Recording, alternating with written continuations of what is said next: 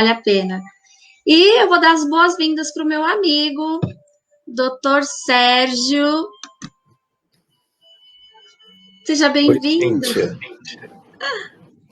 Boa noite, Cíntia. Mais uma vez, né? É verdade. Teremos outras no futuro, mas hoje o nosso tema é um tema importante de ser considerado, de ser trabalhado. Muito obrigado pela oportunidade de estarmos juntos de novo. Damos as boas-vindas para os internautas, amigos da Casa Espírita, amigos do movimento, seus amigos e nossos também. Muito obrigado. Eu que agradeço e vamos curtir a palestra. Seja bem-vindo e a casa é sua. Obrigado, Cíntia. Eu vou compartilhar a tela do computador por causa do PowerPoint. Mas antes eu gostaria de dizer a todos que o nosso tema é um tema da medicina, né?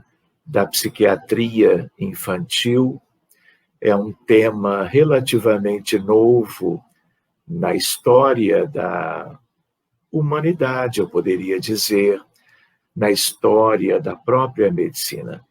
É como que um transtorno que vem ganhando uma importância muito grande, haja vista o número de casos no Brasil, nos Estados Unidos e no mundo inteiro, de tal forma que o interesse é cada vez maior.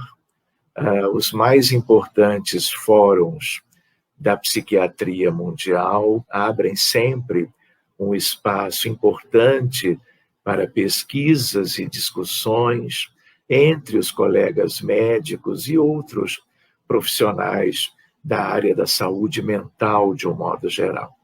E como nós somos espíritas, nós estamos enxergando, estamos trilhando como que uma fronteira entre o autismo, o TEA, transtornos do espectro do autismo, e as questões mediúnicas, as questões de nós, através do espiritismo, conhecermos melhor o mundo, a realidade e o porquê de algo que nós não tínhamos antes, que temos agora, que gera muitas dificuldades para as nossas crianças e jovens e, por conseguinte, também as famílias delas, e daí, claro, a toda a sociedade.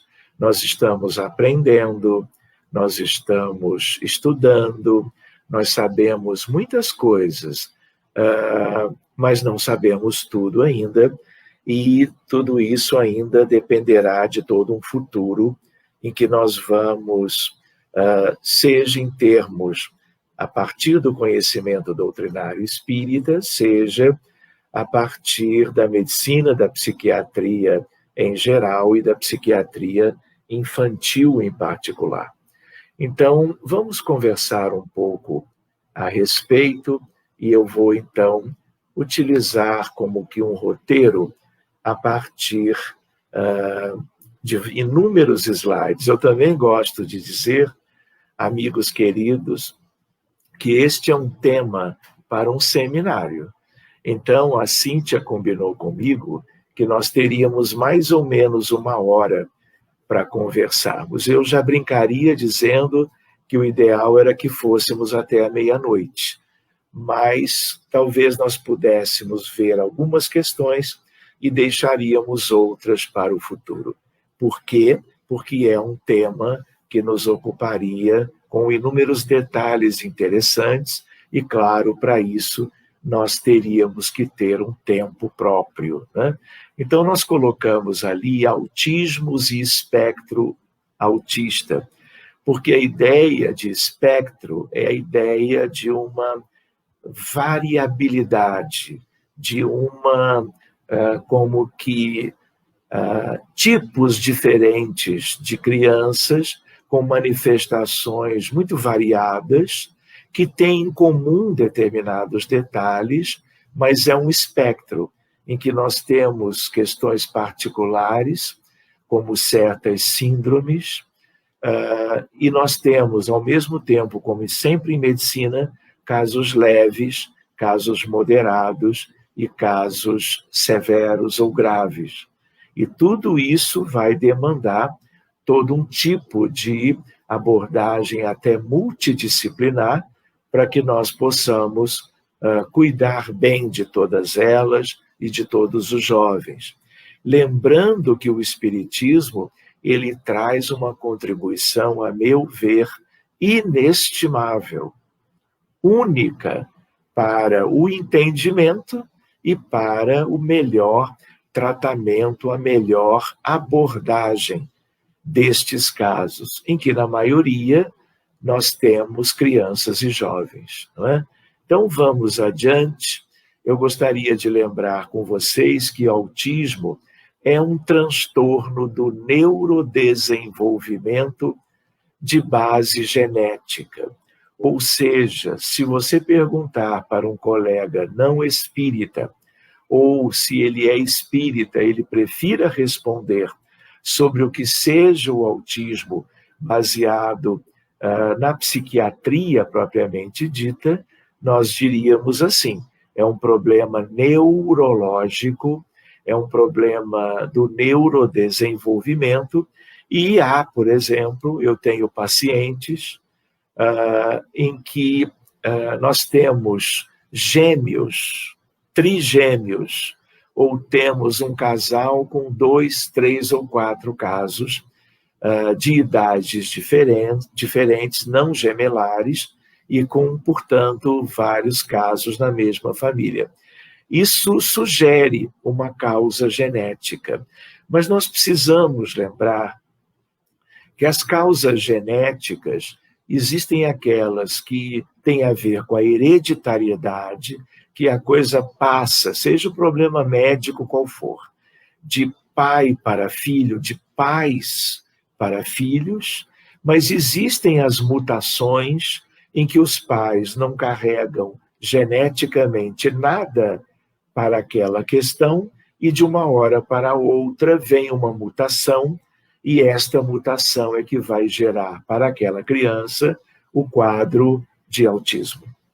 Eu queria lembrar também a ideia de que todas as questões genéticas, elas são a explicação biológica de um problema médico qualquer.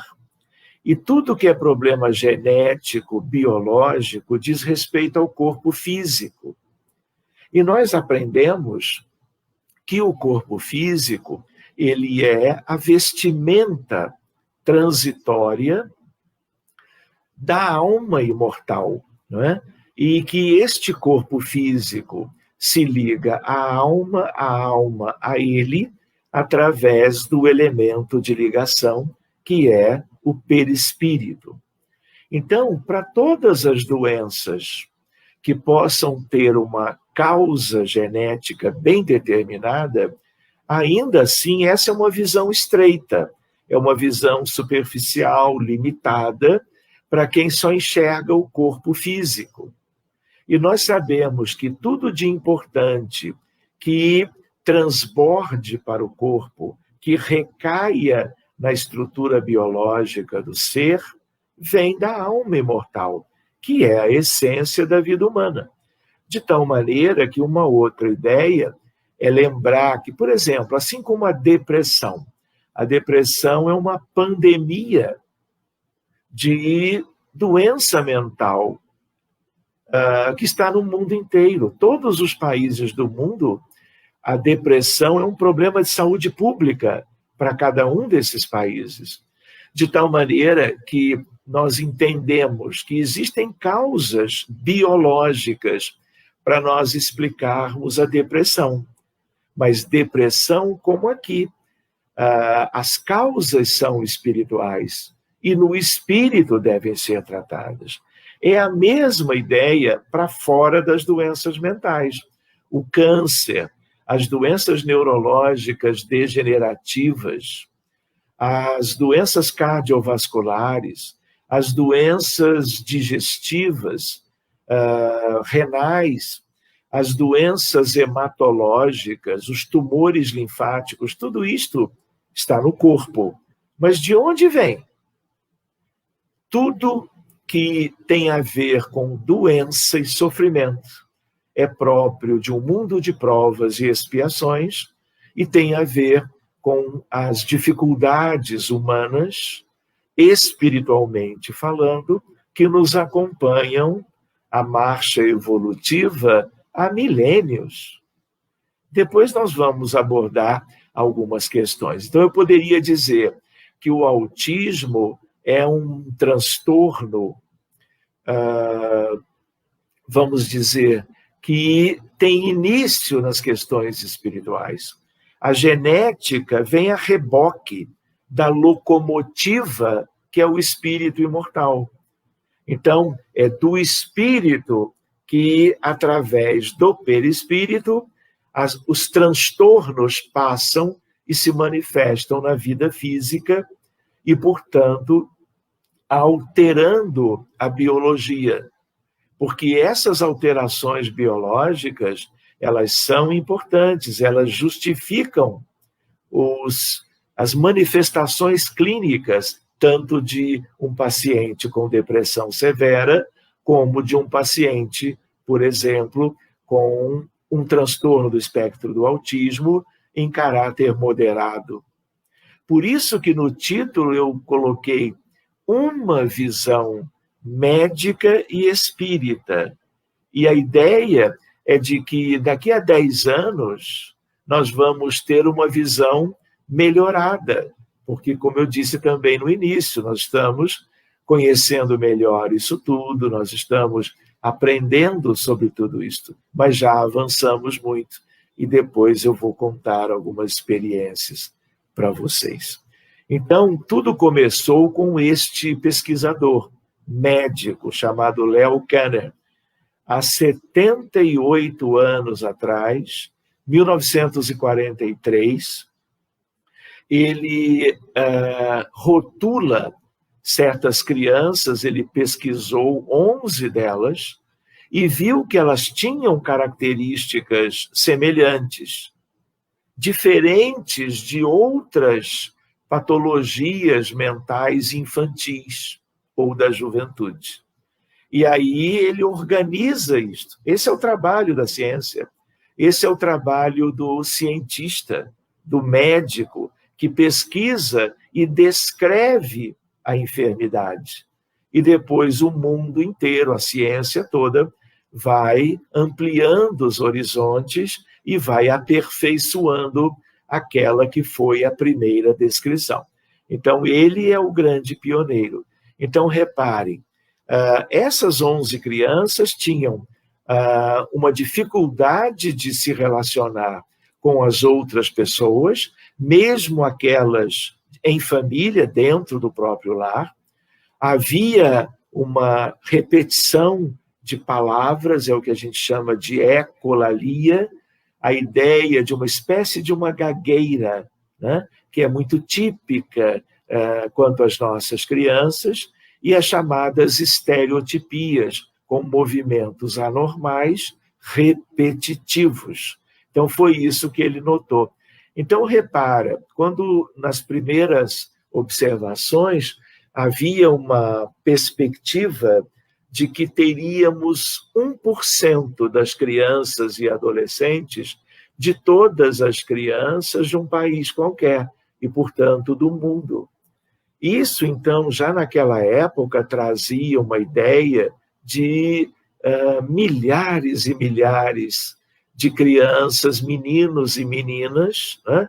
Muitas vezes já com 1 ano e meio, 2 anos de idade, essas crianças mostrando certas diferenças em relação às crianças que nós chamamos de neurotípicas, as crianças com um sistema nervoso central e um crescimento neurológico, neurodesenvolvimento normal, né?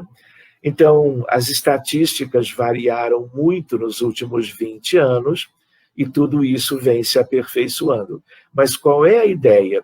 A ideia é de que nós temos um número muito grande de crianças no Brasil e no mundo, e é um número cada vez maior, o que também nos convida a pesquisarmos muito mais, a dedicarmos o melhor da medicina, da pesquisa médica séria, claro, metodologicamente falando, para que nós conheçamos mais.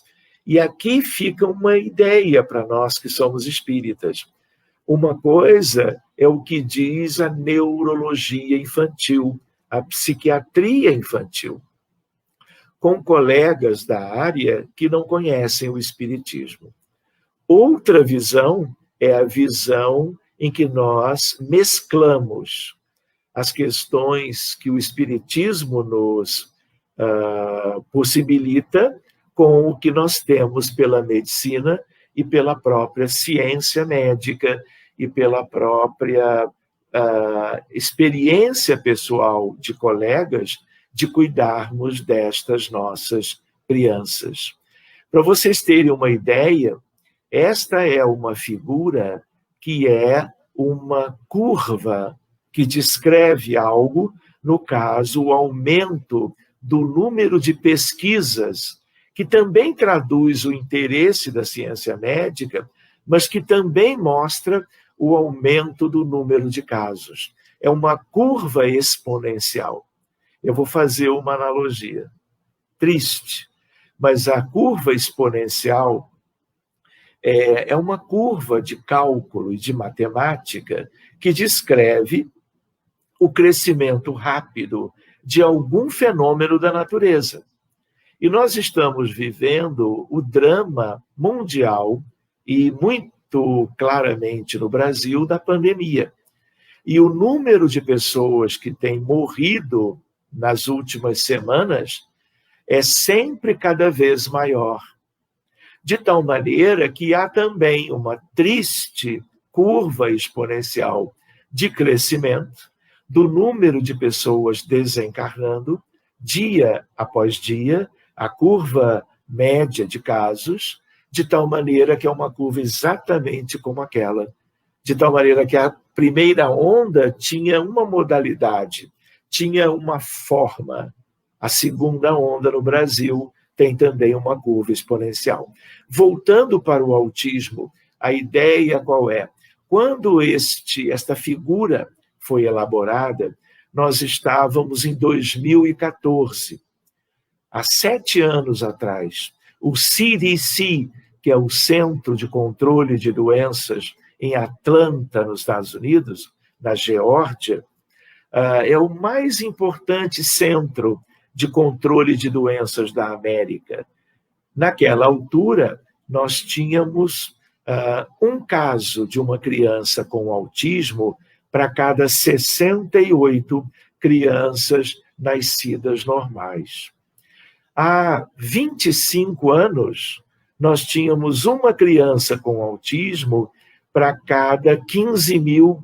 Eram muito incomuns os casos. A estatística hoje já é, pelo mesmo CDC, 1 para cada 54 crianças nascidas normais, o que explica a curva exponencial. E uma curva exponencial, ela não muda a trajetória dela, a não ser que fatores muito determinados e que tenham a ver com a patologia, a enfermidade, sejam postas em prática. Então, a ideia qual é? Nós estamos em 2021. Em 2030, esta curva nos levará a talvez um caso de criança com autismo para cada 12, 20 crianças. O que significa algo para nós todos, da humanidade. Médicos, profissionais de saúde e espíritas. Estudemos o autismo, porque todos nós já devemos ter colegas, familiares, conhecidos, vizinhos, amigos, com casos de crianças com autismo em casa, na família, e isso vai crescer. E isto tem a ver com as causas espirituais e com projetos de amor para a evolução das pessoas, dos espíritos e para, portanto, a evolução geral da humanidade. Ovelhas em situações próprias, em busca do aperfeiçoamento moral e, ao mesmo tempo, repercutindo no rebanho como um todo. Então, sigamos. Aqui, portanto, a ideia, né, daquela curva que eu acabei de comentar, a curva ascendente do tipo a exponencial. Aqui a mesma coisa, um outro gráfico mostrando nos Estados Unidos o crescimento do número de casos. É uma epidemia? Talvez. A ideia que nós precisaríamos considerar é que faltam estatísticas universais, faltam estatísticas no Brasil, e pode ser que, pelo fato da psiquiatria, da medicina, da neurologia, da pediatria estarem sempre progredindo mais e mais, que nós tenhamos aprendido a reconhecer mais precocemente e de uma maneira mais própria, mais real, o verdadeiro número de casos. Então, nós não sabemos se é uma coisa da exponencial, em que os casos vão se multiplicando cada vez mais, ou se nós, profissionais de saúde, estamos reconhecendo mais e melhor os casos. Então, nós nos lembramos, o que acontece é que a ciência médica permite que o diagnóstico seja feito cada vez mais precocemente. E quando o tratamento é realizado em crianças já com menos de 3 anos, início da terapêutica, portanto, diagnóstico precoce, há uma chance maior, sempre em medicina. Quanto mais precoce é o diagnóstico, mais cedo vem a melhor terapêutica e o prognóstico é sempre superior ou melhor do que se não fosse este o caso. Então, reparem, outra preocupação nossa. 80% dos autistas brasileiros ainda não têm diagnóstico. Então, isso pode ser uma tsunami. Isso pode ser algo que venha a ser ainda mais relevante do que já é nos dias atuais. A sociedade sequer imagina que o transtorno do espectro do autismo seja tão prevalente na sociedade brasileira. Então, no Brasil, apesar de não existirem estudos bem feitos, com boa metodologia científica, 1% de toda a população. É uma estimativa, o que já significa pelo menos 2.200.000 casos só no Brasil. E aí, se o percentual é semelhante, imaginem isso em termos do impacto para o mundo inteiro, para toda a sociedade e para a realidade de cada nação.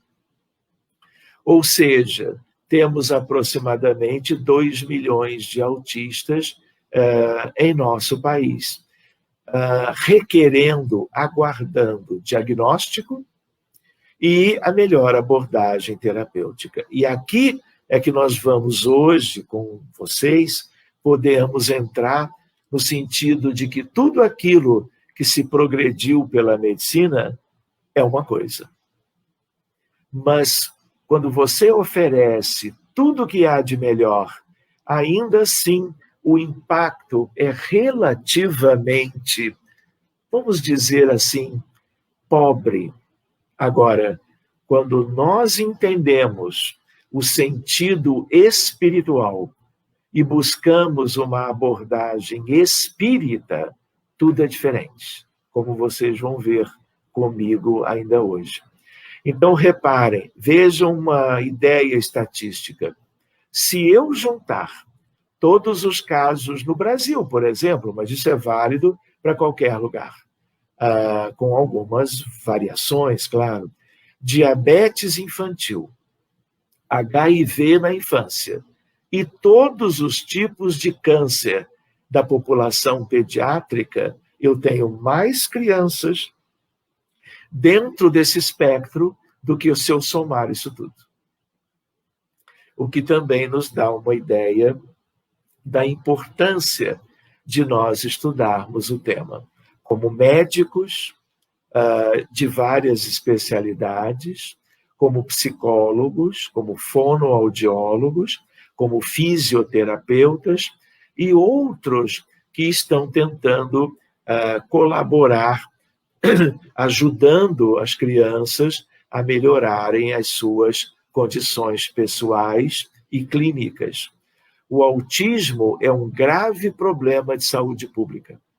Não existem programas de diagnóstico precoce ou até mesmo tardio do transtorno. Aonde? No Brasil, onde nós temos inúmeros outros problemas médicos, médicos sanitários, e eu não preciso nem lembrar para os amigos o que é a realidade do Brasil, não é? E dos brasileiros na pandemia pelo SARS-CoV-2, pela Covid-19, exatamente hoje.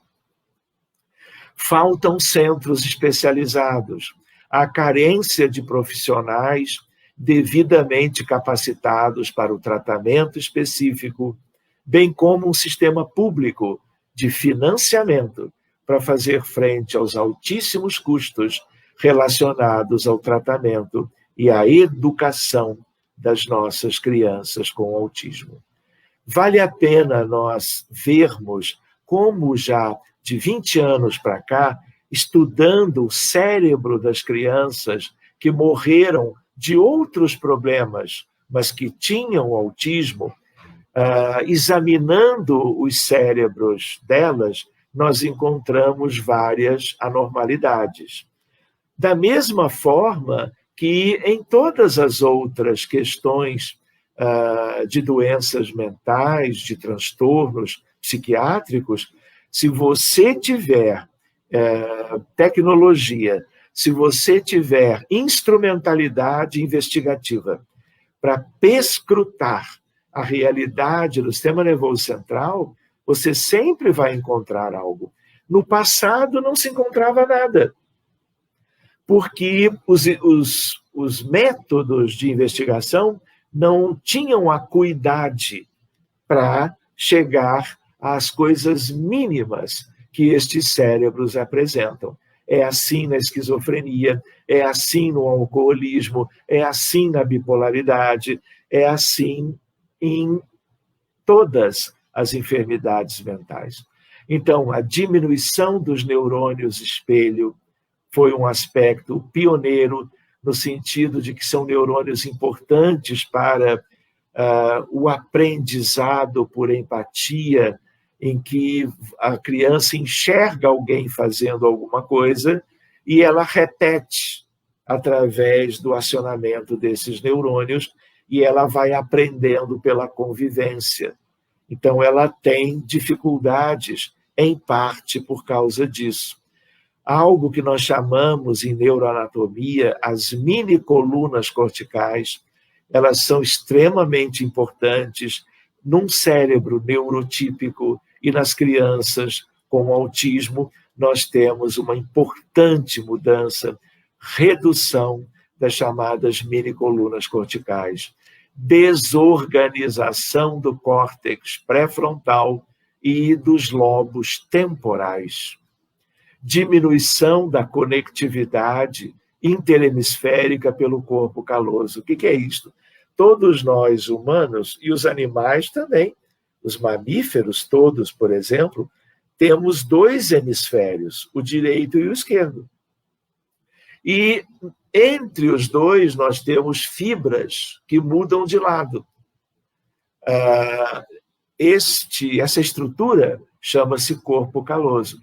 E há normalmente uma conectividade interhemisférica entre os dois lados. As crianças com autismo já têm um grande prejuízo nisto. Isso até fez com que autores espíritas pudessem supor que estas crianças, os processos reencarnatórios por dificuldades kármicas, a alma se ligasse apenas a um dos lados, sem ligar ao outro. O que seria, claro, algo prejudicial para a vida que depende do sistema nervoso central, né? Quem escreveu um livro a respeito do autismo foi um belíssimo autor espírita, já desencarnado, que é o Dr. Hermínio Correia de Miranda. Aquele que escreveu, por exemplo, Diálogo com as Sombras, que é um livro extraordinário que trabalha as questões de um grupo mediúnico qualquer. E ele escreveu um livro tentando, pela experiência dele, trabalhar a questão do autismo. Aumento da atividade inflamatória. O cérebro das crianças com autismo é inflamado. Das crianças normais, não. Essa, inclusive, é a razão que faz com que nós orientemos pais e mães, cuidadores, avós, para que reduzam absolutamente para essas crianças o uso de tablets, o uso de telas, o uso de telefones celulares e o uso de computadores, até de televisão, a não ser que se guarde uma boa distância, porque tela iluminada perto dos olhos inflama. E como o cérebro dessas crianças já é inflamado, o doente melhora o seu humor, mas ele piora e ele não fica mais sem as telas.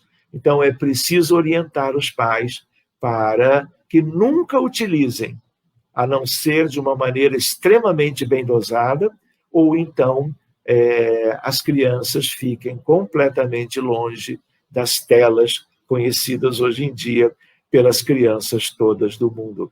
O que, aliás, é uma questão que é uma dificuldade. Então, nós poderíamos lembrar, é um conjunto com 3 questões. Item 1, interação social recíproca prejudicada. 2, comunicação verbal e não verbal prejudicada.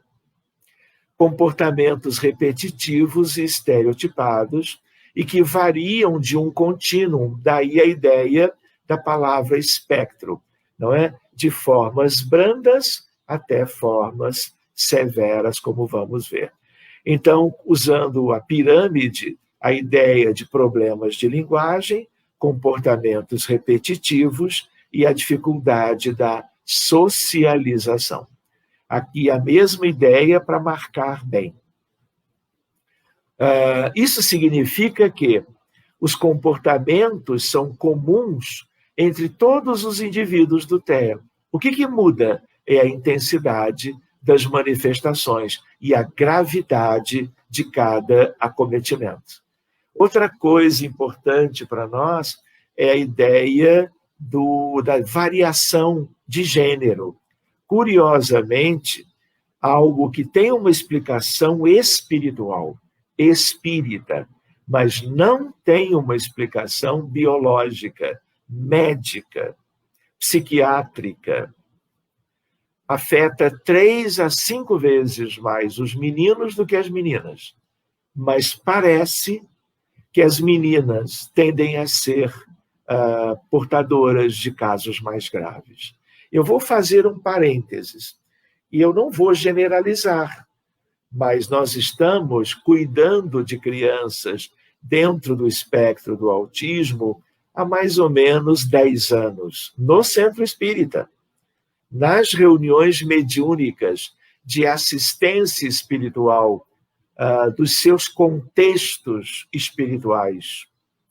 E o que mais nós temos encontrado são contextos de guerras, em que os pacientes de hoje, tenham eles 2 anos, 8 ou 12 anos de idade, eles envolveram-se em questões de conflitos, guerras, revoluções e coisas muito violentas no passado. Então, o que acontece? Como, em geral, nos exércitos, a figura masculina é a figura mais nítida, as mulheres, de um modo geral, não estão na linha de frente, tendem a estar na retaguarda. Então, esta é a ideia que, por exemplo, nós temos hoje para justificar por que muito mais meninos do que meninas, porque, em geral, nas reencarnações sucessivas, há uma tendência à manutenção do mesmo gênero, apenas uma tendência. Sigamos. Hoje é um tema que é preciso se falar, né?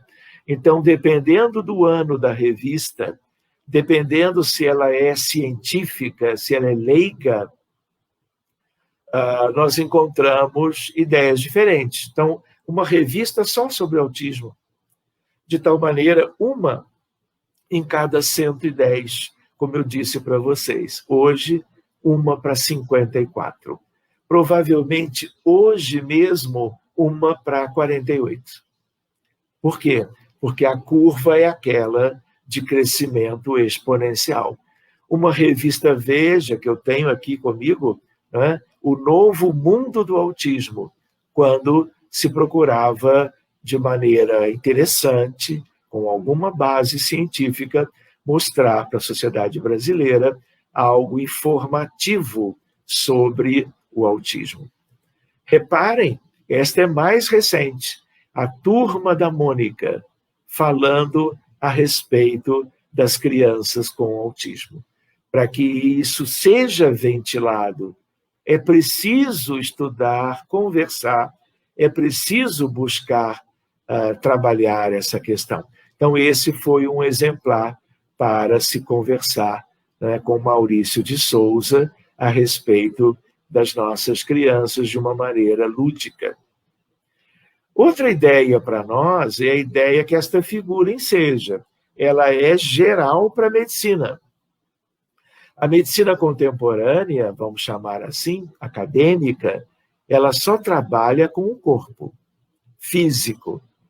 Tudo tem que estar no corpo, porque ela nem supõe, de uma maneira geral, que exista alma ou espírito, ou que exista, muito menos, um tal de perispírito. O que mostra que, com quase 6.000 anos de história da medicina, desde Imhotep, no Egito Antigo, até hoje, não é? Nós temos milênios de uma era de materialismo, em que não se concebeu que, na verdade, corpo é vestimenta, e que a essência da vida, tanto dos aspectos positivos e das conquistas humanas, como de aspectos negativos e das nossas imperfeições e das nossas tendências, tudo tem a ver com algo para além do que nós enxergamos. Então, reparem, autismo é doença do espírito. E se nós não tratarmos abordando as questões do espírito ou da alma e tudo que desagou no cérebro do perispírito, e daí, a partir da gestação, a partir do neurodesenvolvimento, também repercutindo no cérebro do corpo, eu vou estar sempre limitado. E a medicina está mudando. Graças, eu diria, à doutrina espírita. Nós não podemos esquecer, porque Jesus não estava brincando quando ele prometera o Consolador, dizendo que haveria uma época em que ele voltaria ou enviaria em seu nome o Consolador para nos explicar todas as coisas. E se existe uma fronteira linda em termos de doutrina espírita, e tudo no qual do planeta Terra o conhecimento espírita pode se vincular, seja no direito, na magistratura, na sociologia, na educação, seja, por exemplo, na astronomia. Vejam só. De todas essas áreas do conhecimento, a melhor, ou talvez a fronteira, não só mais linda, mas mais útil para a nossa evolução, é a fronteira da doutrina com a medicina. E aqui, no nosso tema, uma questão específica e particular. Então, para nós entrarmos um pouquinho em algumas questões diferentes, não é? Em termos de medicina espírita, nós temos que lembrar a importância da casa espírita, a importância nos tempos de Jesus da casa de Pedro, da casa do caminho, da primeira igreja do cristianismo primitivo, onde Jesus esteve curando as multidões que para ali acorriam. Nós vamos ver os apóstolos tendo aprendido com Jesus e tendo um potencial fluídico, magnético, extraordinário. Depois de Jesus viver o drama do Calvário, foram eles que saíram curando os doentes cegos, surdos mudos, paralíticos, lunáticos, leprosos, em nome de Jesus, até porque haviam aprendido tudo com ele. A casa espírita pode e deve capacitar-se para reproduzir o trabalho dos apóstolos. Porque nós tínhamos Estevão pregando a boa nova. E para todos aqueles na casa de Pedro. Lembram do livro Paulo e Estevão, de Emmanuel por Chico. Talvez o livro mais extraordinário após a codificação kardeciana para nos ensinar das coisas mais relevantes sobre a vinda de Jesus. Guia e modelo da humanidade, governador da terra, pastor de todas as ovelhas. E a ideia é de que a desobsessão, a reunião mediúnica séria, como dizia Kardec, ou de assistência aos desencarnados, por quê? Porque ninguém com um problema médico sério, grave, está sozinho. Ninguém.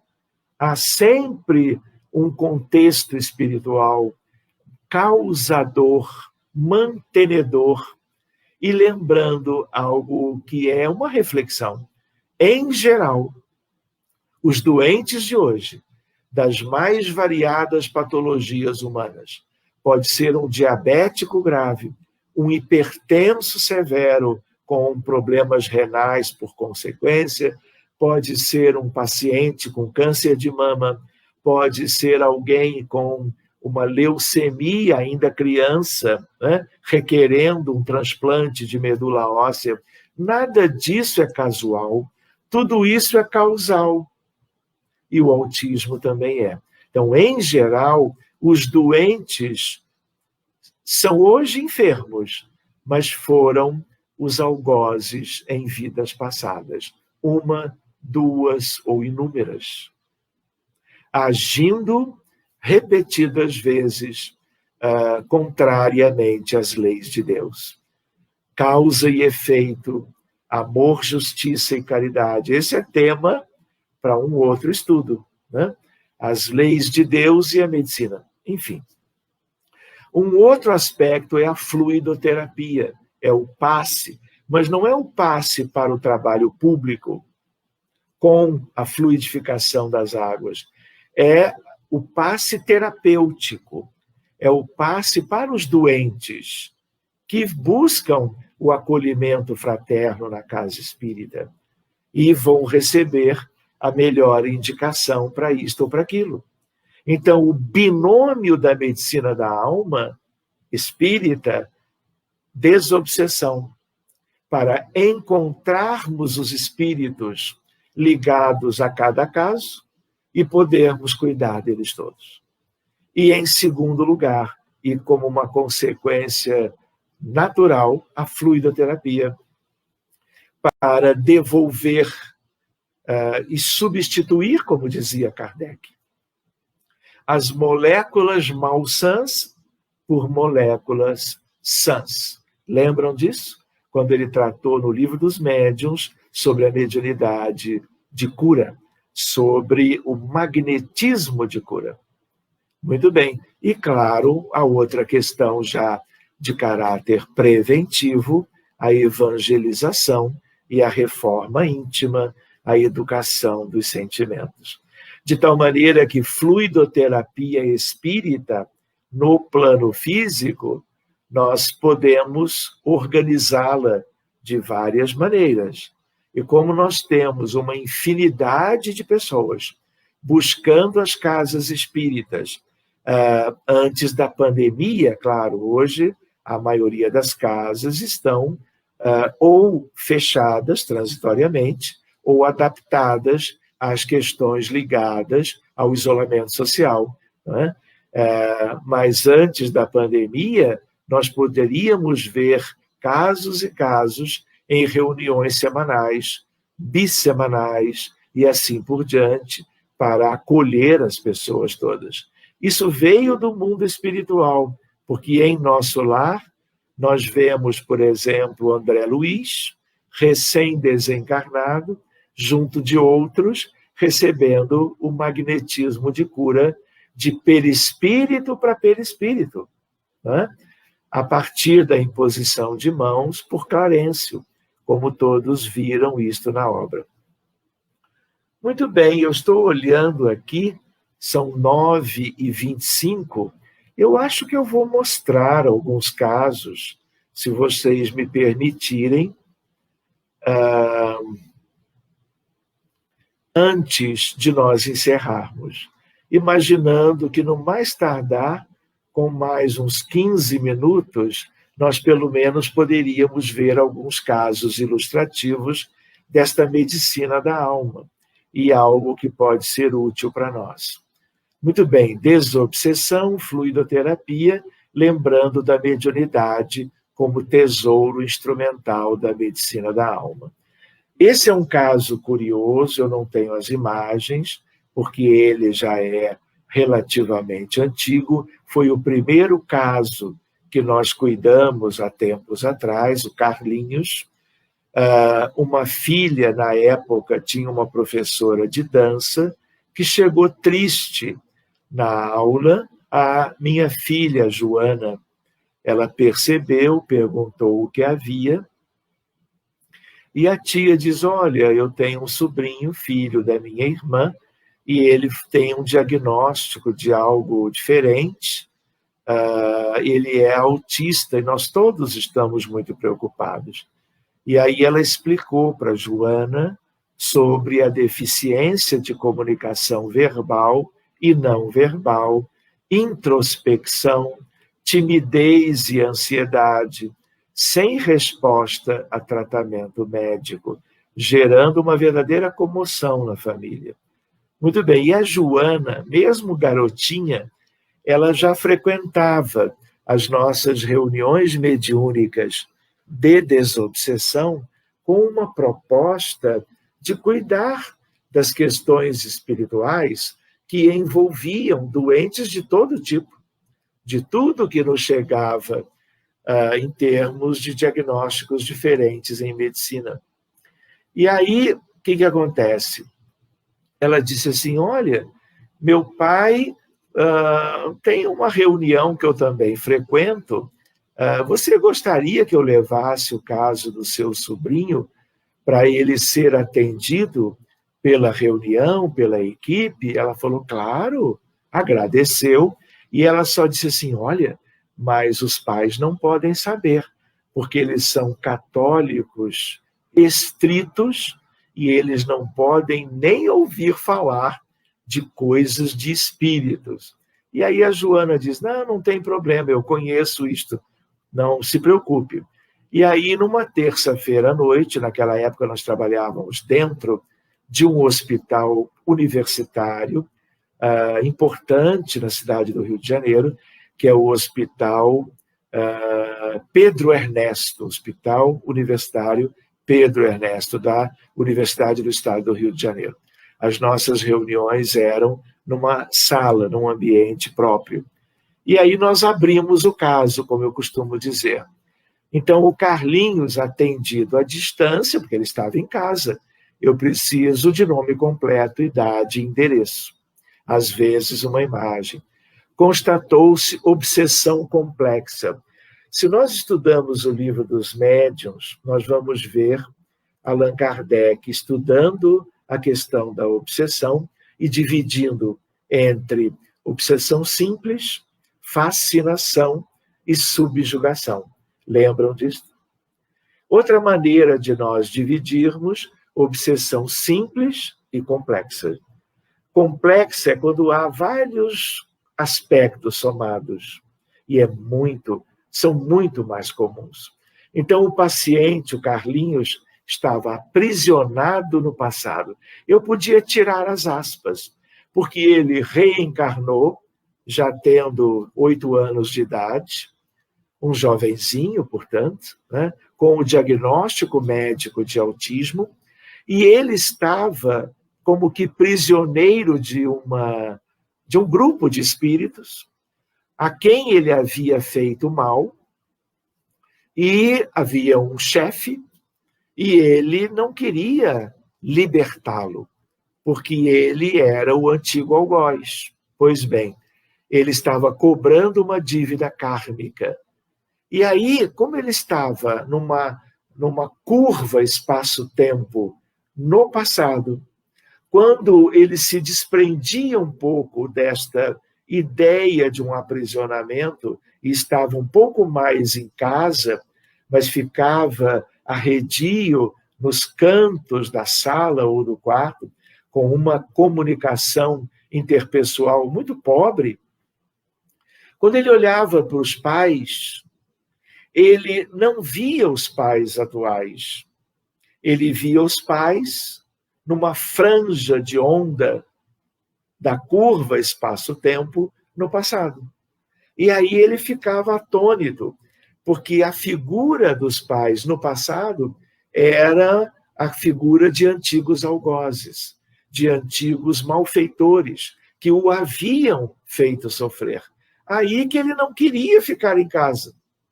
E manifestava em casa os seus sintomas e a sua clínica do autismo. Né?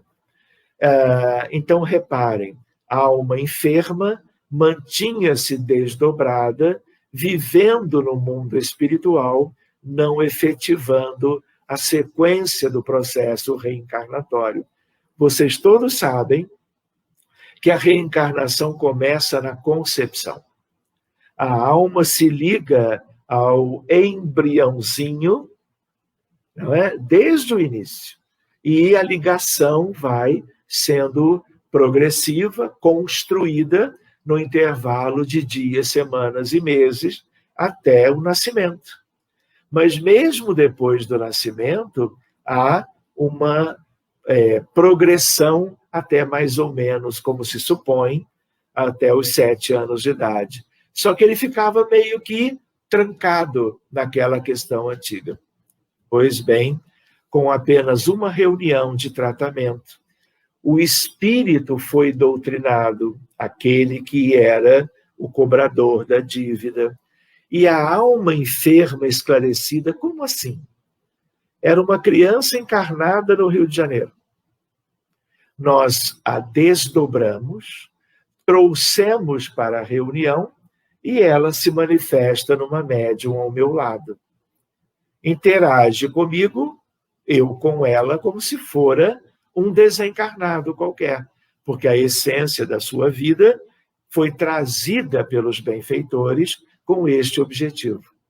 E aí nós cuidamos pelo diálogo, pela prece, com a imposição de mãos.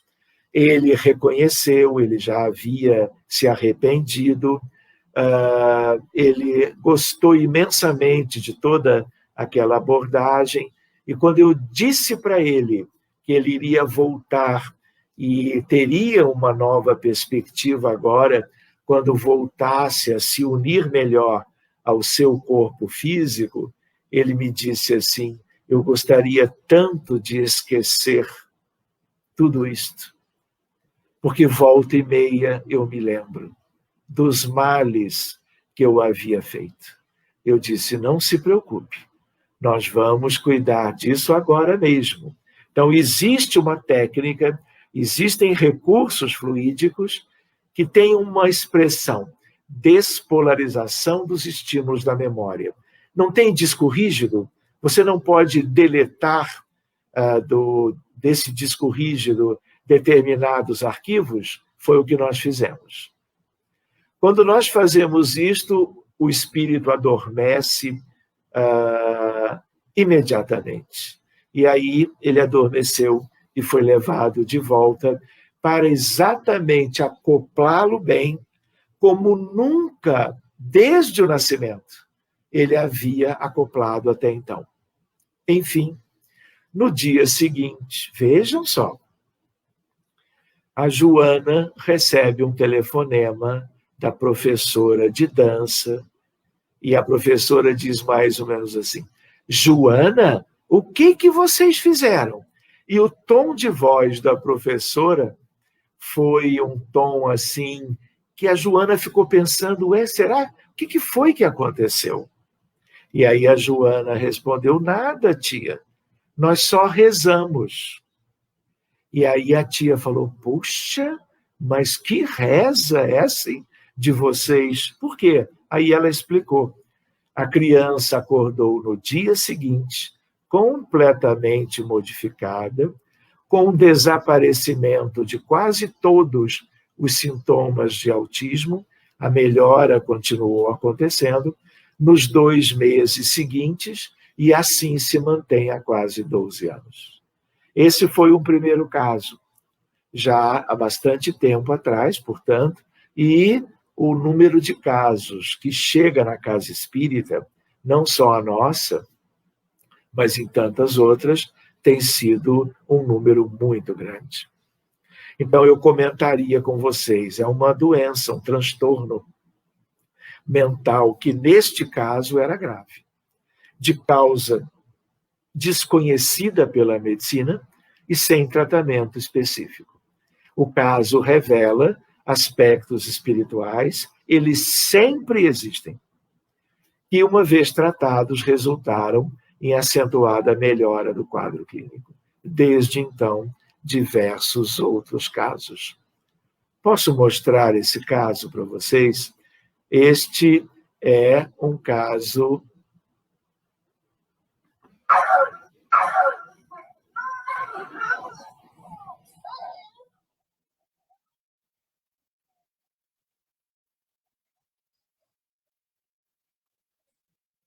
a mãe me pediu ajuda, ela é do Rio de Janeiro, esse é o Lucas, uma criança que hoje é nossa amiguinha, e eu pedi, porque ela me mandou mensagem pelo WhatsApp, pedindo ajuda, porque já sabia que o nosso grupo de trabalho se dedicava também às crianças com autismo. Aí eu pedi a ela para estimar a severidade, que ela filmasse um vídeo, portanto, pelo celular, e esse foi o vídeo que me despertou uma motivação grande para cuidar dele logo.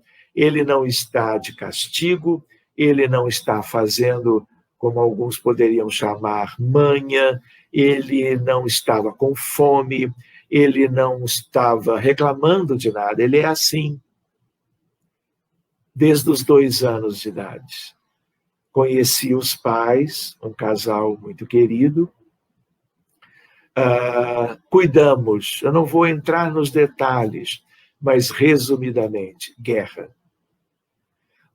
Um cenário de destruição, todas as guerras, não é, dos últimos 2 séculos, são altamente destrutivas de comunidades inteiras. E ele era de um lado de um exército. E ele fez, em parte, aquilo que os superiores hierárquicos, dentro de uma hierarquia militar, solicitam dos generais, não é, aos capitões ou capitães, sargentos, tenentes, até os soldados comuns. Enfim, cuidamos de todas as vítimas que as médiuns viram na reunião em que nós procuramos cuidar, já sabendo do que deveria existir dos elementos causadores. Fizemos 2 ou 3 reuniões para o Lucas. Ele passou a vir nas reuniões da fluidoterapia infantil, reuniões presenciais para as crianças com problemas de saúde. Veio a pandemia e nós temos há praticamente um ano as reuniões da fluidoterapia infantil e para os jovens a fluidoterapia, que é uma fluidoterapia, eu diria, virtual, mas que substitui a fluidoterapia que nós tínhamos antes, até que as coisas mudem.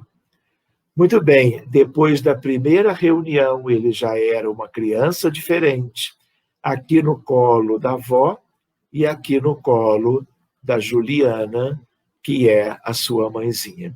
Ele ainda tem autismo, mas é um autismo com outra expressão clínica, muito mais leve do que era, como vocês viram no vídeo. Quando vocês olham agora, talvez eu mostre mais 1 ou 2 casos, esse é um caso, eu estava saindo de uma palestra, eu acho que era um estudo sobre medicina da alma, aqui na Barra da Tijuca, no Rio de Janeiro. E eu estava me dirigindo para fora do grupo espírita, um grupo grande, veio um senhor, e diante do que ele escutou eu contar, ele disse: doutor Sérgio, eu tenho uma amiga que tem um filho com problemas muito sérios. E eu creio que você e a sua equipe lá vão poder ajudá-lo. Aí eu busquei na bolsa um cartão de visitas que tem o meu e-mail, que tem meus telefones, entreguei, pode dar a ela. E aí eu recebo alguns e-mails contando do Lucas. E ela me manda, quando vocês olham essa fotografia, não parece uma criança normal? A gente não perceberia nada.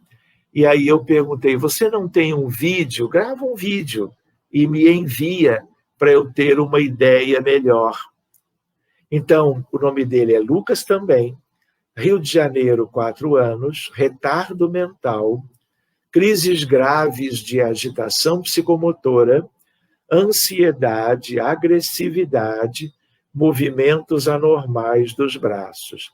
Retardo mental é completamente incomum nas crianças com autismo. Pelo contrário, Asperger, que faz parte do espectro, e muitas crianças são crianças funcionais, são crianças inteligentes, muitas delas até fazem cursos de escola fundamental, chegam à universidade, podem estudar física, astronomia e assim por diante. Porque tudo isso é patrimônio do espírito. Outras têm habilidades artísticas, tocam violino, tocam piano, aprendendo música, melodia, partitura com facilidade. Então, o retardo mental, eu já achei estranho aquilo. Pais com imensas dificuldades de cuidar dele, separação iminente, ideias suicidas da mãe e do pai. Eu nunca tinha visto isso. E eu diria para vocês, eu nunca vi depois. Caso único da nossa experiência, né? Ataques de raiva, ausência de sono.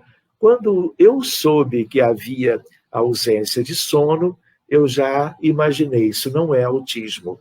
Pode alguém pensar que seja, mas há uma outra síndrome que, por falta de melatonina, a criança não dorme, ou dorme muito mal à noite, e pode dar retardo mental. E aí comecei a conversar, ela trouxe a criança para nós conhecermos, atendemos à distância, guerras, guerras e mais guerras.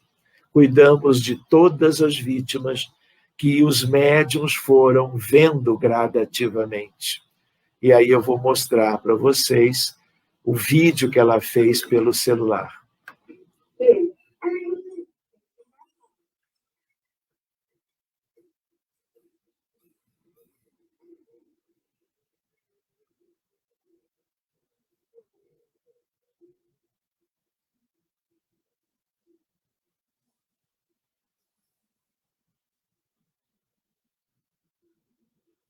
Vocês imaginam, dia e noite, 7 dias por semana, ou quase isto, o desespero. O que é uma criança atormentada, horas e horas? Vocês entendem agora o que ela escreveu no e-mail, no sentido de dificuldades, separação do casal?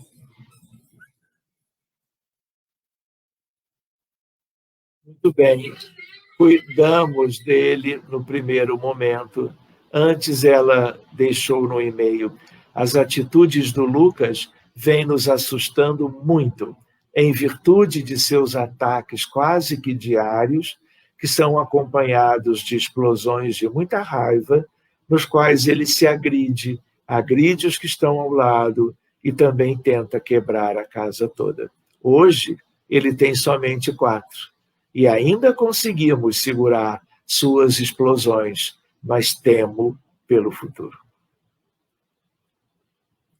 É uma síndrome que tem um nome dos autores que a descreveram, Smith-Magenis, refere-se a um problema, aí sim, genético, a saída de uma parte de um cromossoma, que é o cromossomo 17, que dá exatamente tudo o que ele tem.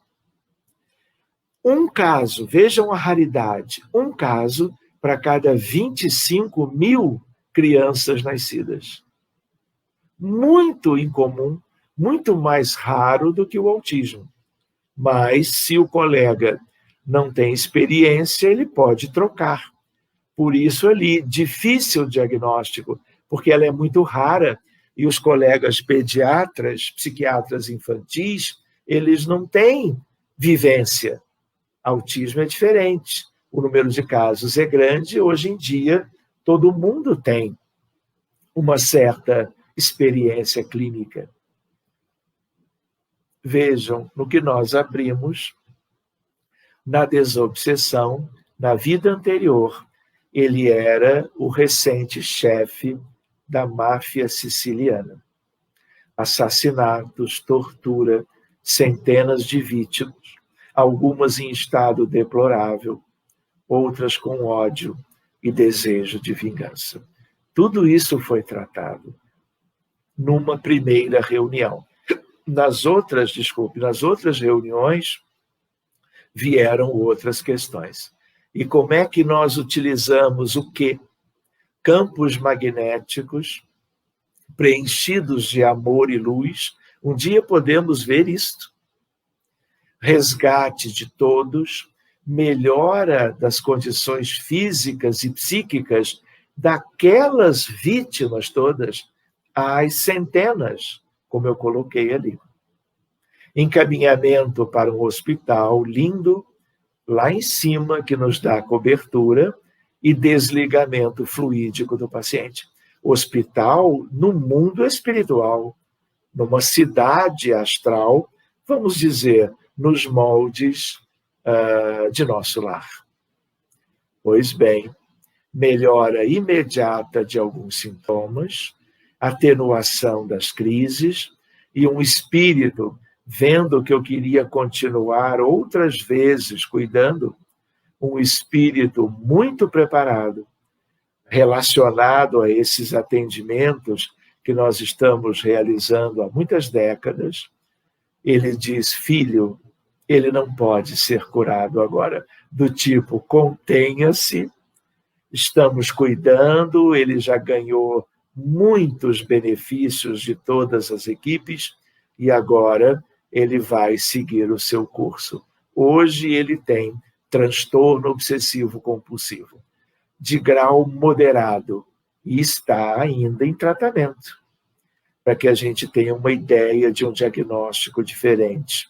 Vou contar mais um caso e vamos fazer umas considerações e vamos concluir por hoje, tá bem? Esse é um caso de Salvador, Bahia. A mãe nos achou por causa de alguma live, algum estudo, e ela foi enviando os vídeos. Como eu sempre digo, muito bem tratado, alimentado, cuidado pelos pais, na grande maioria mesmo pelas mães.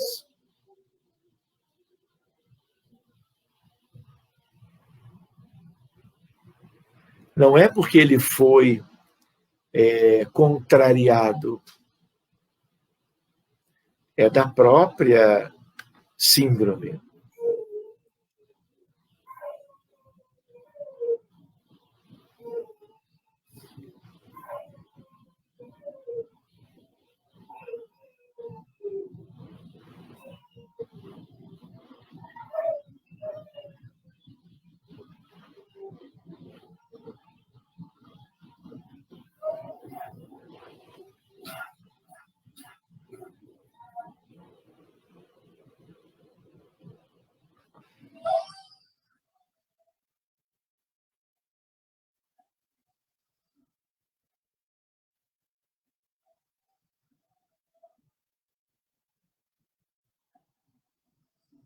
Vocês já imaginaram a luta, as dificuldades para cuidar das nossas crianças? Muito bem, o que aconteceu? Abrimos o caso, era guerra do Vietnã, cuidamos de tudo que estava de tragédia, de guerra. E então conversamos com a mãe e orientamos que ele devesse buscar a casa espírita para receber o passe, para tomar a água fluidificada, para tentar que ele pudesse receber a evangelização espírita e assim por diante. 3 dias depois eu recebo este vídeo, o primeiro após o tratamento. Como ele não era meu paciente, estava ele com o tablet, mas eu orientei a mãe, ficou sem o tablet. Por quê? Porque inflama.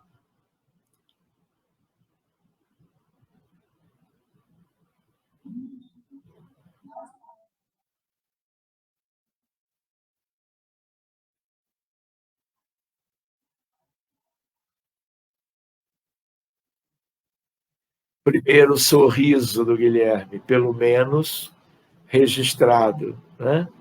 Vejam aqui. Essa é a mãezinha do Guilherme.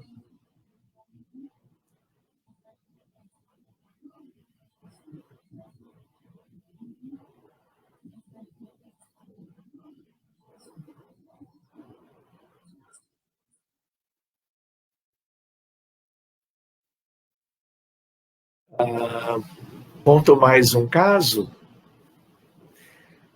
Deixa eu ver, já são quase 10 horas. Eu vou deixar esse caso para uma outra oportunidade, apenas. Esse é um caso de Roma.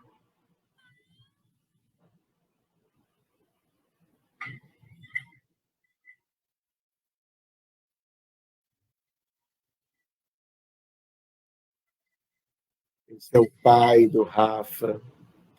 passeio de carro, tratamento pela desobsessão. Aí ela me manda pelo WhatsApp 2 semanas do Rafa sem crises. Outra mensagem depois, mais 2 semanas do Rafa sem crise. Nunca tinham visto isso. Aí eu digo, então faz um vídeo com ele bem.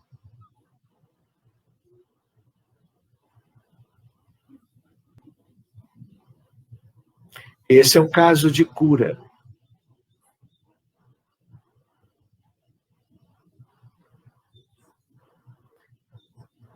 Está pedindo um beijo. Essa é a irmãzinha dele. Essa é a mãe. Ela, a mãe, num congresso, num encontro espírita, Medicina da Alma, em Padova, Pádua, na Itália. Ela saiu de Roma para assistir o encontro e tiramos essa foto. Vocês podem ver que ela é mesmo parecida. E ela me enviou essa figura para dizer da felicidade dela pela recuperação do filho. Olhem ele aqui.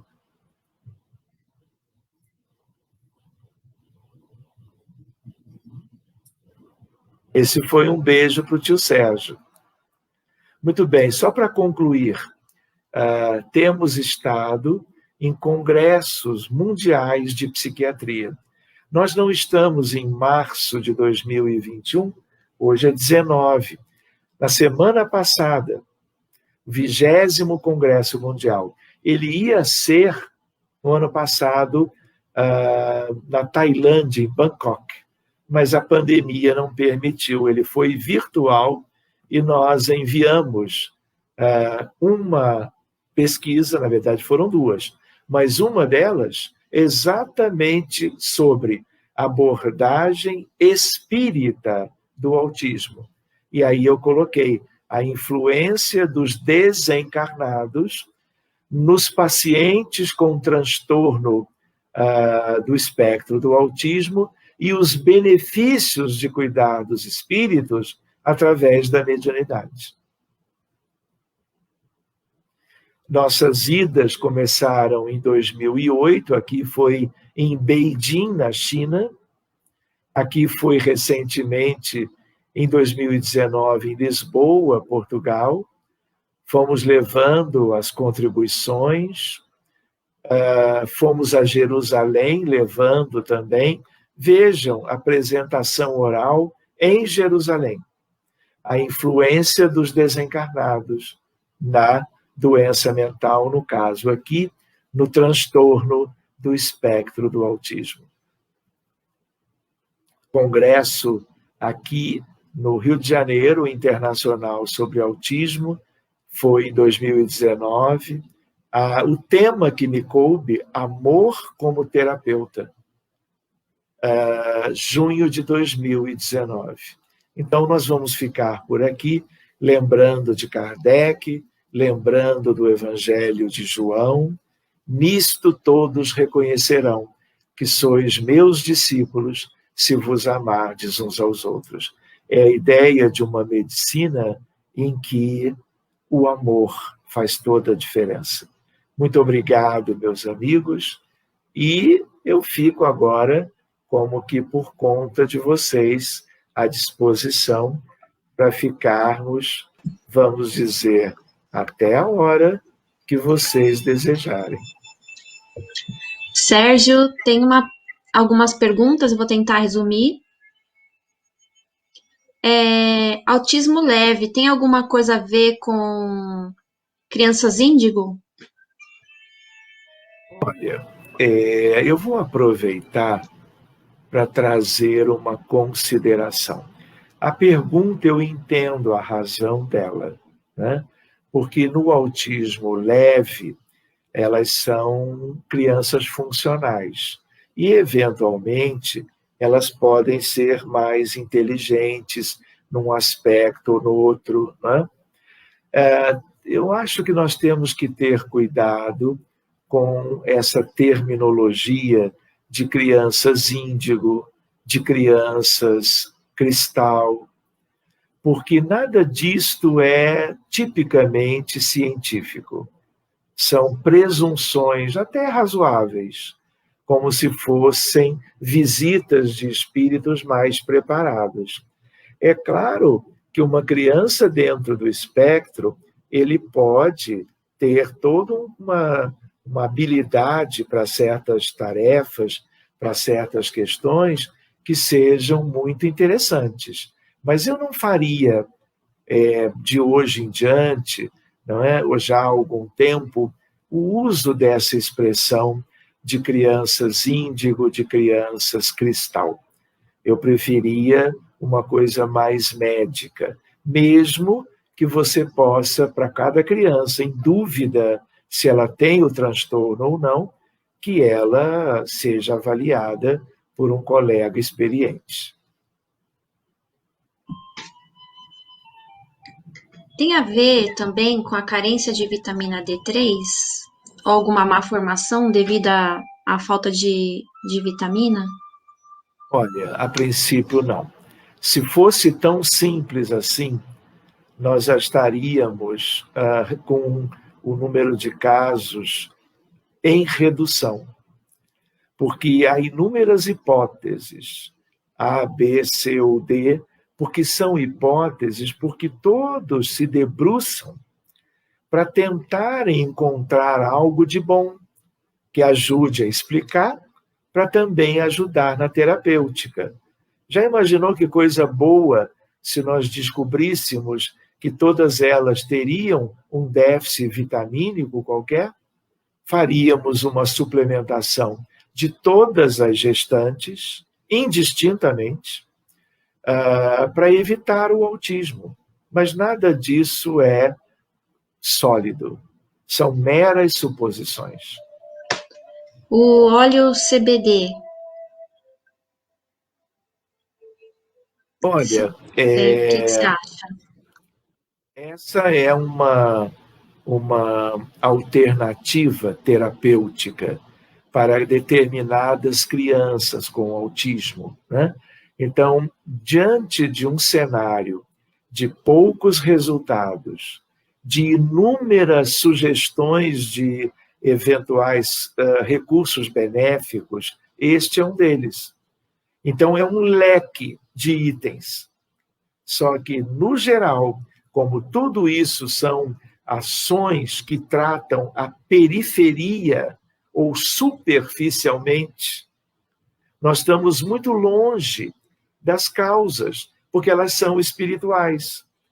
Mas, na medida que você leva o caso para grupos espíritas que sejam de uma condição de aprofundamento das reuniões mediúnicas, abrindo caso a caso, como nós temos procurado fazer, não só para as crianças com autismo, mas para doentes de um modo geral há tanto tempo, o aprofundamento da abordagem, entrando nos meandros espirituais, cuidando deles com amor, o resultado, às vezes, é no dia seguinte ou algum tempo depois.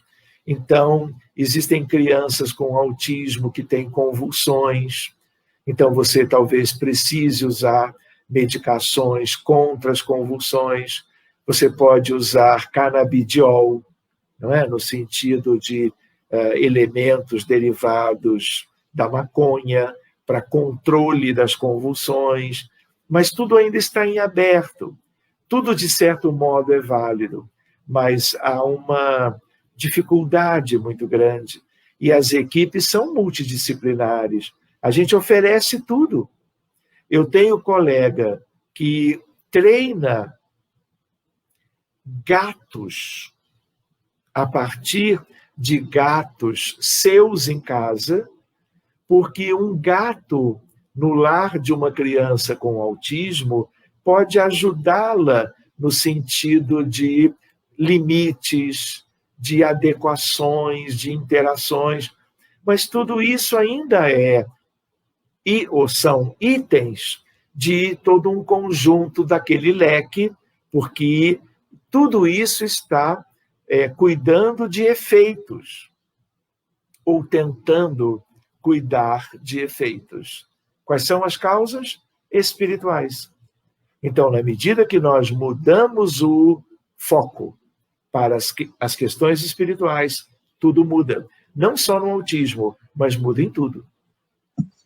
No déficit de atenção também, hiperatividade, ETOD, é a mesma coisa.